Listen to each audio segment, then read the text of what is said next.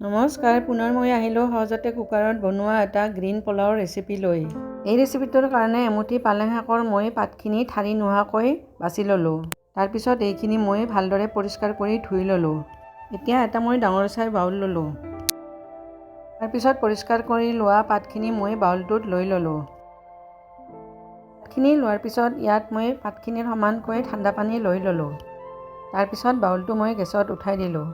পানীখিনি অকণমান গৰম হ'বলৈ ধৰাত মই ইয়াৰ পাতখিনি ওলটাই দিলোঁ।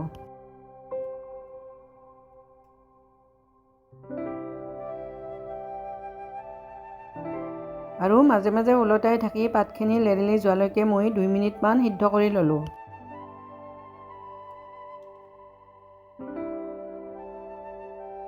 মোটামুটি 2 মিনিটমান এনেকৈ ওলটাই থাকি সিদ্ধ কৰাৰ পিছত পাতখিনি লেৰেলি গ'ল।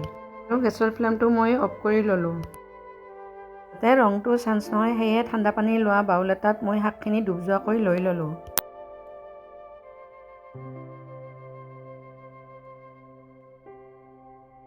অকণমান টাইম ঠাণ্ডা পানীত ডুব যোৱাকৈ ৰখাৰ পিছত পুনৰ মই শাকখিনি এখন চেকনিত পানীৰ পৰা উঠাই ল'লোঁ। আৰু পানীখিনি সৰিবলৈ দিলোঁ।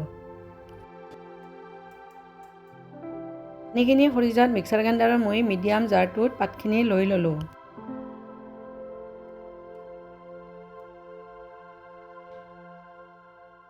আৰু জাৰটোত মই আধা কাপ পানী ল'লোঁ। পানীখিনি লৈ এইখিনি মই মিহিকৈ গ্ৰাইণ্ড কৰি ল'লোঁ।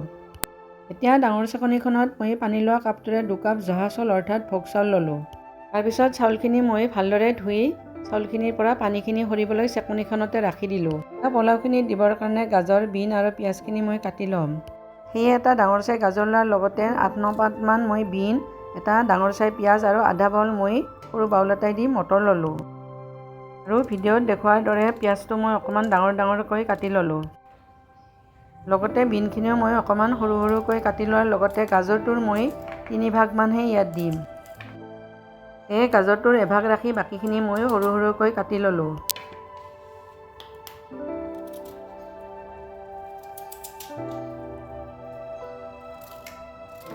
এতিয়া পোলাওখিনি বনাবৰ কাৰণে গেছত মই এটা ডাঙৰ চাই কুকাৰ উঠাই দিলোঁ। কুকাৰটো গৰম হোৱাত এখন মিডিয়াম চামুচেৰে এচামুচতকৈ অকণমান কম ৰিফাইন তেল লোৱাৰ লগতে মই এখন চাহ চামুচেৰে 1.5 চামুচ ইয়াত ঘিউ ল'লোঁ। আমি অকল ঘিউতেও বনাব পাৰোঁ। ঘিউখিনি গৰম হোৱাত ইয়াত মই গোটা গৰম মছলা অৰ্থাৎ ইলাচি, দালচিনি আৰু লং কেইটামান লৈ ল'লোঁ।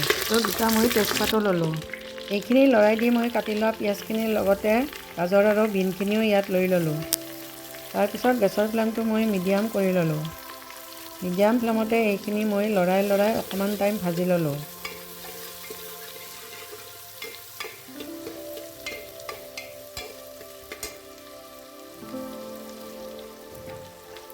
মাজে মাজে লৰাই দি আধা মিনিটমান ভজাৰ পিছত ইয়াত মই অলপমান কাজু আৰু খিচমিচ লৈ ল'লোঁ।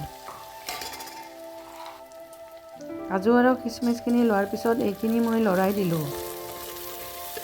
লৰাই অকণমান টাইম ভজাৰ পিছত ইয়াত মই মটৰখিনিও লৈ ল'লোঁ।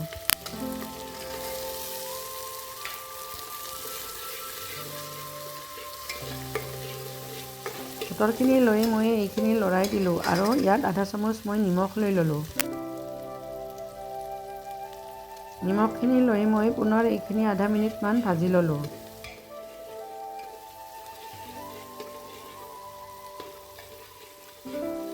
তাৰপিছত পানী সৰিবলৈ দিয়া ধুই থোৱা চাউলখিনি ইয়াত মই লৈ ল'লোঁ।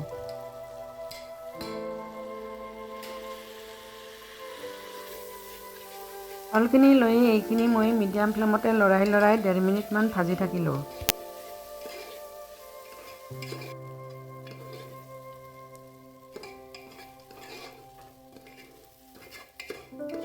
ডেৰ মিনিটমান মিডিয়াম ফ্লেমতে লৰাই ভজাৰ পিছত ইয়াত মই গ্ৰাইণ্ড কৰি লোৱা পালেঙৰ পেষ্টখিনি লৈ ল'লোঁ। তাৰপিছত জাৰটোত মই পুনৰ 2 কাপ পানী লৈ ল'লোঁ।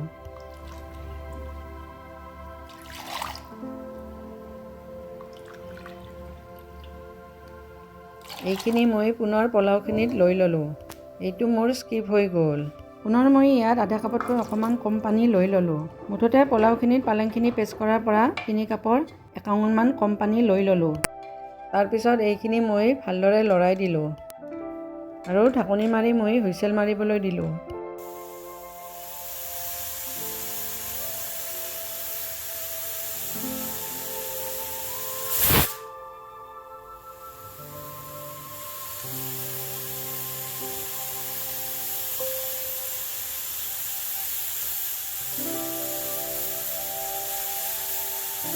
তাৰপিছত ভিডিঅ'ত দেখুৱাৰ নিচিনাকৈ হুইচেল মৰাত মই গেছৰ ফ্লেমটো অফ কৰি ল'লোঁ। হুইচেলটো আপুনি যোৱাৰ পিছত মই ঢাকনিখন খুলি ল'লোঁ। ঢাকনিখন খুলি মই ইয়াত এচামুচ চেনি লৈ ল'লোঁ। চেনিখিনি মই আগতে দিয়া নাই কাৰণ চেনি আগতে দিলে তলিত লাগি যোৱাৰ সম্ভাৱনা থাকে। সেয়ে ঢাকনিখন খুলি মই গৰম থাকোঁতে চেনিখিনি দি ল'লোঁ। তাৰপিছত মই পোলাওখিনি ভালদৰে লৰাই দিলোঁ আৰু এটা বাউলত নমাই ল'লোঁ। মোৰ সেউজীয়া পোলাও তৈয়াৰ হৈ গ'ল। ৰেচিপিটো চাই কেনেকুৱা লাগিল কমেণ্ট কৰি জনাব আৰু লগতে লাইক, শ্বেয়াৰ, ছাবস্ক্ৰাইব কৰিবলৈ নাপাহৰিব। আজিলৈ ধন্যবাদ।